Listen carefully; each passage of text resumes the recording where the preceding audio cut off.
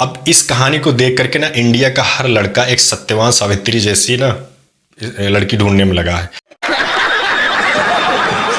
नमस्कार दोस्तों, आज हम बात करने वाले हैं एक ऐसी कहानी के बारे में जिसको सबने सुना तो जरूर है, लेकिन उस पर किसी का ध्यान नहीं जाता। ध्यान जाता है सिर्फ उसके मैथोलॉजिकल चरित्र पर। दोस्तों, एक समय था जब एक पतिव्रता नारी ने अपने पति के प्राण तक यमराज से छीन लिए थे। ये कहानी है सती सावित्री की, पर यह एक कहानी नहीं, यह हम सबके जीवन में एक छुपी सबसे बड़ी सीख है। लेकिन क्या हम लोगों ने इस सीख को अपने जीवन में उतारा है, या फिर सिर्फ इस कहानी को एक मैथोलॉजिकल कहानी समझ के अपनी ज़िंदगी में सुनते गए हैं बस।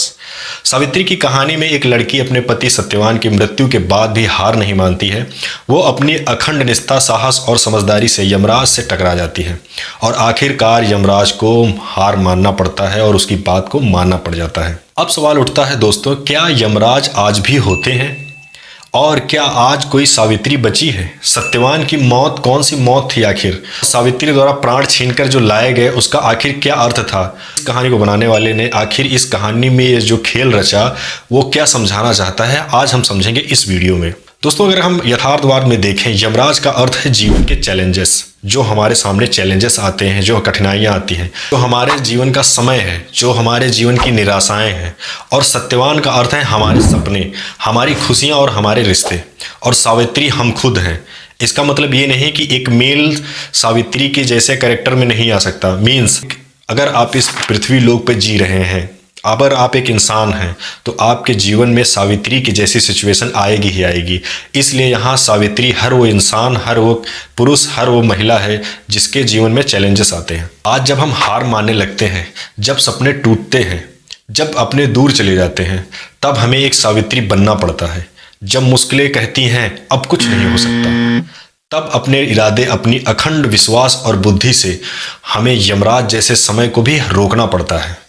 मीन्स केवल वो जो कहानी आपको समझाई गई उसका अर्थ ये नहीं था कि सिर्फ एक लड़की थी जिसने अपने पति के प्राण बचा लिए यमराज से कुछ सवालों के जवाब दे करके। आपको लेखक ये बिल्कुल नहीं समझाना चाहता था कि सभी स्त्रियों को ऐसा बनना है या लड़कियों को ऐसा सत्यवान सावित्री जैसा बनना है। वो यहाँ सिर्फ आपको ये समझाना चाहते थे कि किसी की भी जिंदगी में अगर सावित्री जैसी सिचुएशन आती है तो आप कैसे अपने जीवन से लड़ेंगे, आप अपने अंदर कैसे धैर्य रखेंगे, आप अपने आप को कैसे हिम्मत देंगे।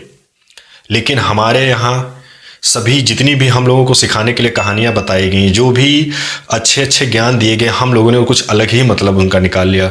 अब इस कहानी को देख करके ना इंडिया का हर लड़का एक सत्यवान सावित्री जैसी ना लड़की ढूंढने में लगा है। बस इसको कथा में सुन लेते हैं, एक कान से सुनते हैं, दूसरे कान से निकाल देते हैं। आज तक इसको फॉलो नहीं किया, ना ही इस पर विचार किया।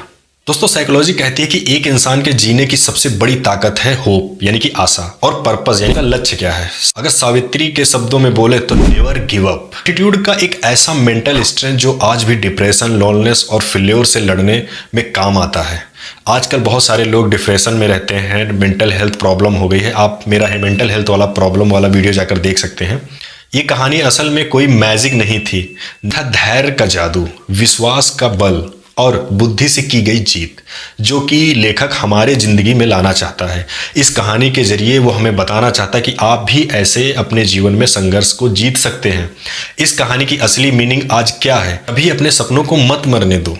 जब लगता है सब कुछ खत्म हो गया, तभी लड़ने का वक्त होता है। स्ट्रेंथ जो होती है ना, सबसे बड़ा हथियार होती है। समय और कठिनाइयाँ यमराज हैं, उन्हें बुद्धि और विश्वास से जीता जा सकता है। इस कहानी से हमें ये पता चलता है। लेकिन हम लोग ना सिर्फ कहानी को कहानी की तरह समझते हैं, कभी भी अपनी ज़िंदगी में उतारने की कोशिश क्या हिमाकत तक नहीं करते। तो जब अगला चैलेंज आए, जब ज़िंदगी लगे थकने लगी है, याद रखना तुम्हारे अंदर भी एक सावित्री है जो यमराज को भी हरा सकती है। यमराज होते कि नहीं होते ये तो नहीं पता, लेकिन अब यमराज के आने का इंतज़ार मत करना। आपका जो भी काम हो उसको समय से करो और मेहनत से करो, आपको सफलता ज़रूर मिलेगी, जैसे सावित्री को मिली थी।